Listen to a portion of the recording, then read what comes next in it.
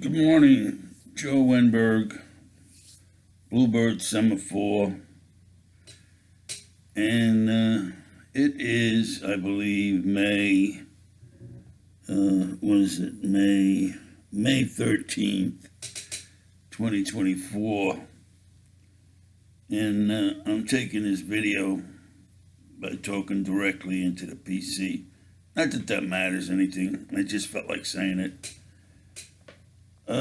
But today, and I've been thinking of doing a video talking kind of like for world history for ordinary people, which this is one of those tapings, world history for ordinary people. Although, like I said, I'm kind of referencing them just with the date, no longer, with a numerical ID. Okay, date should be enough to track it. Anyway, the reason why I'm making this is because it's about time I made another world history post, and B, I've been reading once again a little more about the Far East, and the latest book is simply called The Far East. There's probably some other descriptions in that, it's the influence with the West and the East and all that, but it's by an author, Paul H. Clyde, professor at Duke University. And so far, it's been a pretty good read. It's not intensely deep, so that you got to be a rocket scientist to read it. It's fairly straightforward. Yes, a prior knowledge of some of the things that went on in the middle of the 19th century over there in the Far East, and particularly in relation to the imperial powers, Britain, France, Portugal, Germany, United States, and their relations to China. Essentially, and in my reading, a lot of times it's about how they all ganged up on China, beat her up, and took whatever they wanted. On the other hand, China has to take some of the responsibility for what happened to it in that time frame. But anyway, the book that I'm reading now, The Far East, very good. It's uncovering a lot of points that were still mystifying to me. But something that was mentioned in the book really jumped out at me. The use of the term blackbirding to describe what Britain and probably the other countries did in the middle and latter part of the 19th century as far as collecting Chinese laborers and shipping them off to Cuba specifically, as mentioned in the book. Now, when I looked into this, they say they shipped them off to Latin America. I'm fine with that. I'm sure they did. I'm told you go to a lot of countries in Latin America, South America, there's plenty of Chinese people there. So, but that's not what caught my attention. What caught my attention was the use of the term blackbirding. Exactly what I had tried to describe in my book, Blackbird, which you may remember was published, and I had those folks over at Kindle Publishing working through Amazon to make that book, Blackbird, by me, available for sale. And if you remember the story, it was for sale for a couple of weeks, and then Amazon came charging back saying, oh no, we're taking it down, you can't do this fine. They told me why. It's total fabrication. But, and as I said often in the past, what am I going to do against the 800-pound gorilla? Nothing. But, on the other hand, I've always kept Blackbird in mind because I do feel that someday this will be a little more relevant than it is now. It's not, I'll tell you right now, it's not really well written, but the story, I think, it's fiction, but it's about an historical event. So, and so far, everybody who read it, they liked it. They said, I like this book. Okay, fine. And that was it. And I pretty much dropped it. They keep these entities from Kindle and Amazon. They keep emailing me every other day. We got a special deal, another special deal. These guys are the special deal kings of the contemporary world. They got more special deals than you could shake a stick at. But I ignore them. I hope it annoys them that I don't get back to them. Sometimes I forward the emails they sent to my wife, and if she wants to investigate, she can, but I'm not. So anyway, long story short, I got very interested in this, and the author of that book was Paul Clyde, as I said. And this morning I'm looking into that some more, and come and find out that another author, Arnold Maeger, Meagher, had published a book called The Coolie Trade, with some more description in the title. But you get the gist, what I'm talking about. So I almost jumped out of my seat. And it references blackbirding straight up. And this is what they called it, even though it wasn't that original blackbirding. The original blackbirding that I was talking about was Queensland, Australia, running into the South Pacific Islands and blackbirding, meaning getting the islanders off the island, forcing them to sign contracts, and then shipping them to the sugar plantation in Queensland, and I believe Fiji, and probably some other places. And that was Queensland. But this was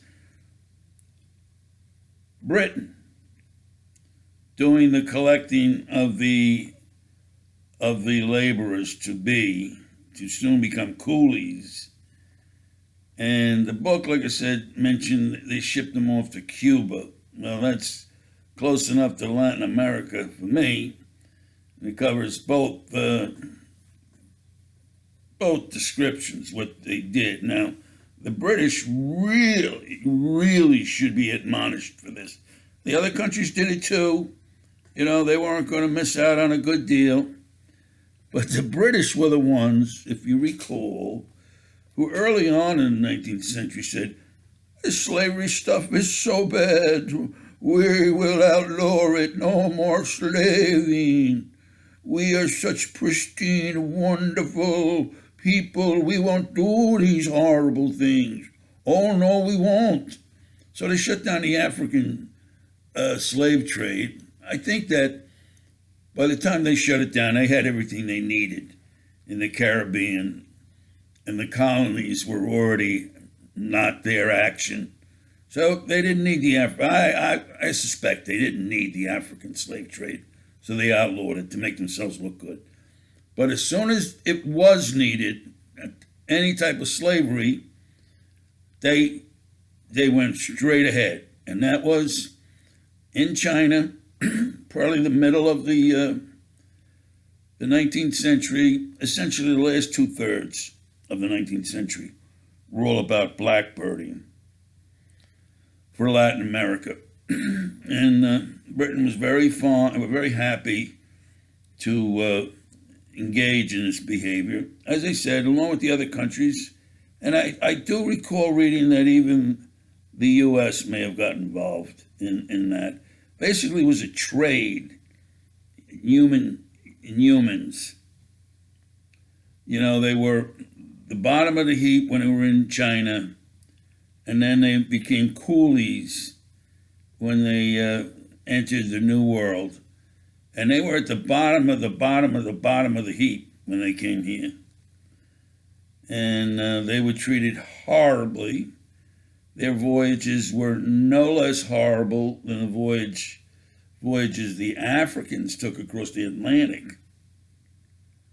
So all in all, a very terrible deed went down, and all the powers knew all about it, and they could have cared less. There was money to be made. Who cares if it's being made off the backs of a very poor and downtrodden people? We're making money. We're going to be big shots. So that came to my attention, and the book is available. You can buy it. I would buy it, except, I don't often do deep dives in these subjects I look into. I like to get the essence, and I don't want to spend any more time. And I think I've got the essence of the Blackbird thing. I think I've got the essence of imperialism and the attempt to take over the world by the European powers. This has been a long, long crusade for me. Going back to trying to come to terms with none other than David Livingstone, who I admire, but, he was out campaigning for these people who were trying to put everybody in the ground. He was campaigning for that stuff. So, but I do admire David Livingstone. He was a tough hombre, with some knowledge. He wasn't, he wasn't it was not Arthur Schweitzer. No, by no stretch of the imagination. Not even close. To me, Schweitzer walks on water. Livingstone was just, an unusual, exceptional human being. But this is getting away from blackbirding and the reign of terror that encompassed these individuals from China. And I was much impressed at the book by Arnold Meager mentioned specifically Cuba. This, that's close to home. So blackbirding is here, and it's near.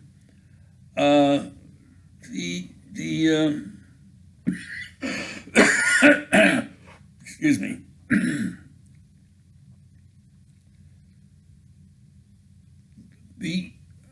So I lost a little bit there what I was going to say, but with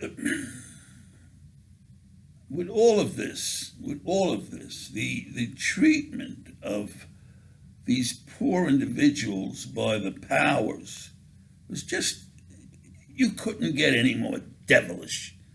The powers were the devils, okay?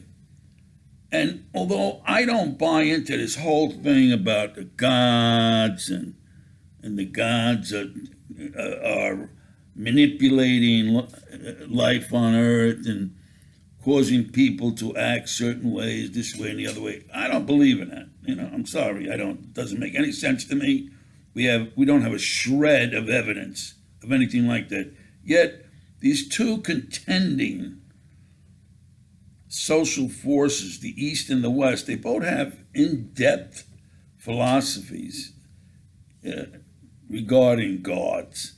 The West, we all know, from eons, they had their gods, and their gods would be worshipped, and saints would be named, and then all this God worship the gods, and they had all that stuff. And there's people today walking around thinking they see God every day. I mean, come on, I don't buy it. You buy it, go take a walk around New York City and tell me if you think you're seeing gods. I tell you, these people are whack jobs. But that being said, so did China. China had their God thing, and I think it was a manifestation that came out of Confucius. Confucius, the 7th century BC scholar who created a religion known as Confucianism. And the people ate that up big time because it was essentially just a support of the way they were living anyway. You have ancestor worship, you obeyed your father, you were good to people, you made sure you got educated. You didn't have to be formal at one of the segregated college, and by segregating I mean wealth, segregated by wealth. No, but even though you didn't go to those institutions, you read, you paid attention, you were of an intellectual bent in Confucianism. Everybody was. And Confucian said, okay, we have these leaders, and because of the mandate of heaven, they get to lead. If they stray from the straight and narrow and start to become bad people, hey, we get rid of the mandate of heaven. We get another one. And that's the way they played that card. So they both, these philosophical expressions of what they thought the world was, how the world was run, was similar in both the East and the West. I mean, you know as well as I do that in the early days of the Western religion, you had the folks of the Old Testament who had their God, and they had this and that, and they were listening to what God said. So, and then after that, they had the New Testament, and now they got somebody else saying what you're supposed to do. Same thing with China, mandate of heaven, son of heaven, I think is one of the things the emperor would be known by. But the long and the short of my discussion today is to bring to everyone's attention that there is this book, The Coolie Trade, particularly with Latin America in mind, and perhaps particularly with Cuba in mind. And we're talking the latter part of the 19th century.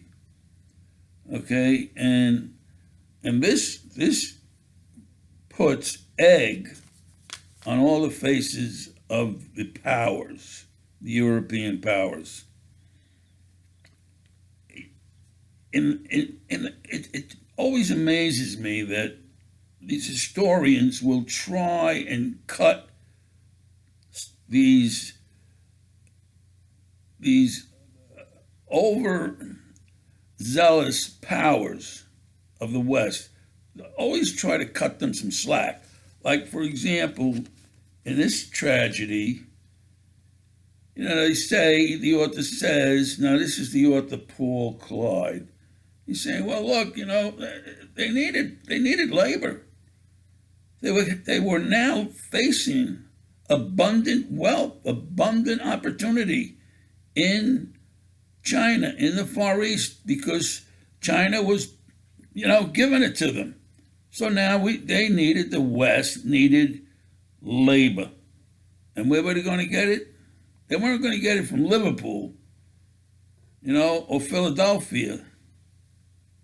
No, they got it from the poor along the East Coast, the southern regions of China, and they turned them into coolies.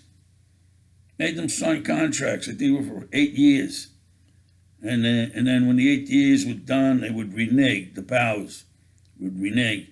And that's if the people actually live through the 8 years.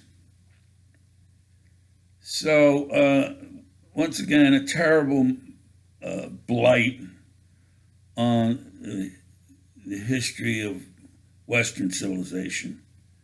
This terrible blight, You can't love it. You just can't. Um,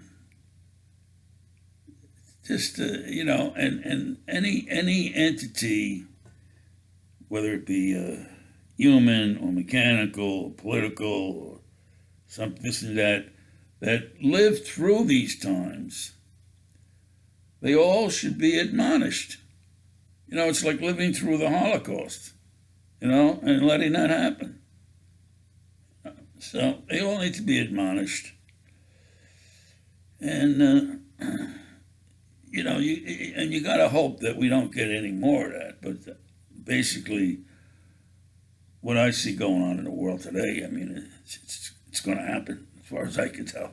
We're going to have another thundering cloud,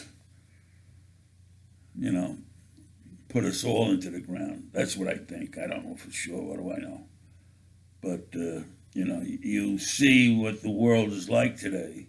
And we really don't see it. I mean, we don't get it on the daily news and whatever. They don't tell us who's being killed and who's being slaughtered and massacred here, there, and everywhere. We're left in the dark, which is, everybody's is fine and dandy with that, because basically, as long as they're getting theirs, they're happy. They don't need anything more than that.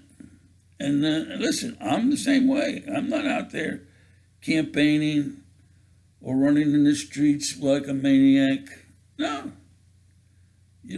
To each their own. So we do have a second accounting of Europeans being nasty to the people of the East. The first accounting was the business that took place between Queensland, Australia, and the islands of the Western Pacific. And now I'm seeing it again from the Western powers, and I have to say primarily England, Britain, because Britain was the 800-pound gorilla in the room during most of the imperialism that went on in the Far East. England was always leading the charge, and the rest of the folks would defer to it. And look into it. I would say, at the very least, look into the two authors, Paul Clyde, what comes up on the internet, and this other guy, Arnold Meagher, Meagher. You'll find a little more information about imperialism, which I know is kind of like a hot topic today. It took a couple hundred years for people to wake up to that abnormality. And although they seem to have woken up, they went back to sleep as far as I'm concerned. So if you get a chance and you want to look into these books, it's good. If you know anybody over there at Amazon, ask them to publish my book. They got the file. Kindle Publishing's got the file. I got the file. Bing, bang, it would be done. I don't even need you to reach out to me. Just have them do it. It's all been set up by the Kindle folks. It's there. It's a file somewhere. If they need the file, I could send it to them. Or anybody who wants the file, I'll send it to them, because I'm not looking to make any money here. Money is the last thing that's going to come to Joe Wenberg, let me tell you that, okay? It don't happen. Anyway, folks, it was nice talking to you again. Hope to talk to you some more. I try to put up music, but every time I try to, I don't like the way it sounds. I fixed the bug, but I just don't like the way my playing sounds. It's a little too rambunctious, it's a little too loud and banging like. I don't like that. So I'm trying to play more soft, pianissimo. And go with that. The thought occurred to me that I would try to play music from the Baroque era, which should be a softer music, more gentle. But we'll see. If you got any questions, try and email me. You can. I can't get the feature where you can on Bluebird Semaphore reach out to me. I forget what they call that. Contact, whatever, replies. I can't get that to work right. I thought it was the kid thing, blocking it, but it seems like it isn't. So I put up my card, so you could always email me. See it on the bottom if you got any questions. It says the email is joewins189@gmail.com. joewins189@gmail.com. See, once I made these tapings, whether it's piano or talking, were not made for children, I felt that I would get the replies when people read and they want to comment. But I looked into something yesterday, and sure enough, I can't do it because something isn't set right. And I looked into that, and it's still not working right.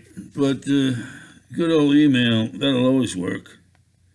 So if you could see it, it's joewins189@gmail.com. It's very out of focus. I don't know why, but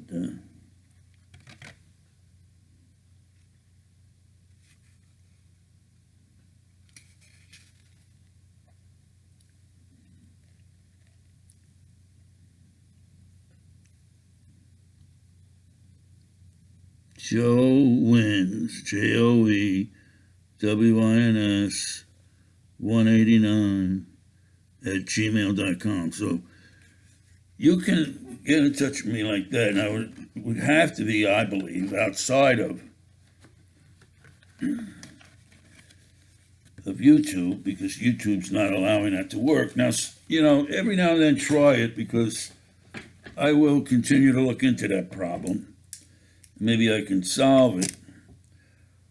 I'm always a little bit filled with trepidation of changing anything, because my experience with all things software is if you change one thing, then nothing ever works again. So I have trepidations. Now, the thought occurred to me I could change it, and before I save it, I could look about and see if things look essentially right, and then save it. Who knows? But try it every now and then. If not, in the meantime, use joewins189@gmail.com.